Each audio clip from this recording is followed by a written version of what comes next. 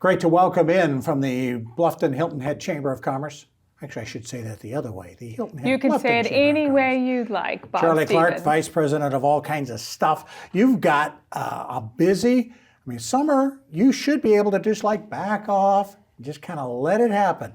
But not you guys at the Chamber. You guys are busy this week. We do. We've got our ever-popular Power Hour happening coming up this week. Actually, had someone, we did it a little different. We didn't do it last week because of July 4th, and I had some emails going, where's Power Hour? Are you doing it? What's going on? So yeah, we are going to be talking on Power Hour, and we have Jared Fralix with the county to talk about 278, the 278 corridor project and what's happening with that.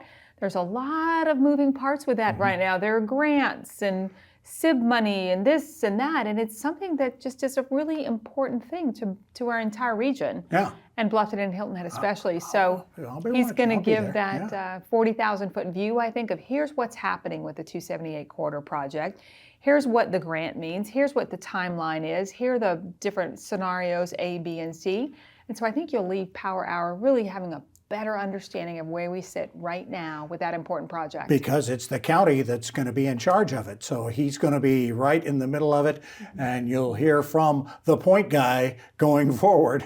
Yeah, and there is a lot of Fralix, information out about that topic, and I think people want to make heads or tails of it. Well, there's also a lot of misinformation, depending on who you talk to, for sure. So true. Yeah, so besides that, which ought to be enough, no, there's more. We're also going to be talking everybody's favorite this time of year, our turtles. And so Amber Kuhn's going to come on, and she's a marine biologist, going to give us that update on where we are with turtle nest. And we were a little ahead of the game last time I talked to Amber in terms of such a healthy ecosystem we've got here, and turtles are coming in left and right, and we got some great coverage for that. Let's talk about that. We teased it last time you were in. You were saying, watch, because we're going to get good stuff is going to happen around the sea turtles. You know, the Today Show? Yeah, Craig Melvin is such a fan of South Carolina and of Hilton Head Island. As you know, he vacations here with his family just about every year. And in homage to that, we dedicated a turtle nest to the Melvin family in honor of their love for all things Hilton Head. And they announced that live on air to Craig. Hey, by the way, so he was very touched by that. It was a really sweet moment on the Today Show. And so we're going to see if we can maybe, check it out. We're watching that nest very closely. I'll bet to you are. see what happens to it and see if we can get some additional. I'd love to see those turtles hatch. So it was just a nice warm fuzzy for our turtles and for Hilton Head Island on the national stage. That's great stuff. Still busy through the summer and then into the fall coming up. What should people be like circling on their calendars for things coming up? Oh, so much going on. You know how this town goes, Bob. It's been a busy July 4th weekend, just coming off of that, which was great. School starts in a month. Isn't that amazing?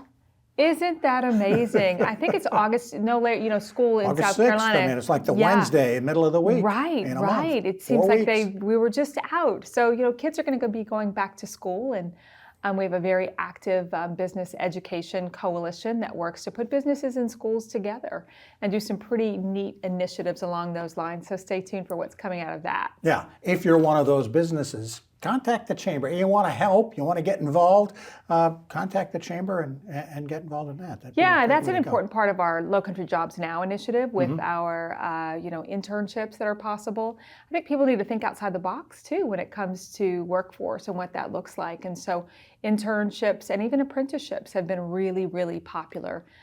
With so many of our industries here, if you're shorthanded, that's a great way to look at things. Job outlook, from what you're hearing, still pretty decent. We're hearing the research I just was reading this past week. If you have a job, that's good. If you're looking for one, that may not be so good because people are backing off a little bit, waiting to see where the economy goes. Well, we have just such an we're an interesting spot in South Carolina. We historically have, if not the lowest, some of the lowest unemployment rates in the state of South Carolina. So no, jobs are still, that's a need right now, at least locally what we're hearing. and what we're seeing with our Lowcountry Jobs Now site, which has had over 1,000 jobs posted. So it's important. Let's sell that again. Lowcountry Jobs Lowcountry Now. Jobs Now, yes. .org. Go there, and it's a great place.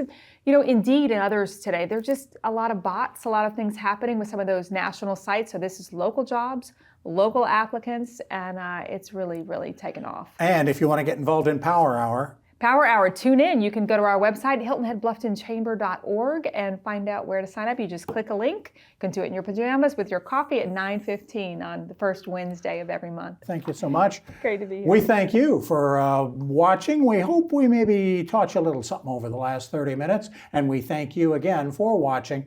If you missed anything at all, we'll be back in 90 minutes. I'm Bob Stevens.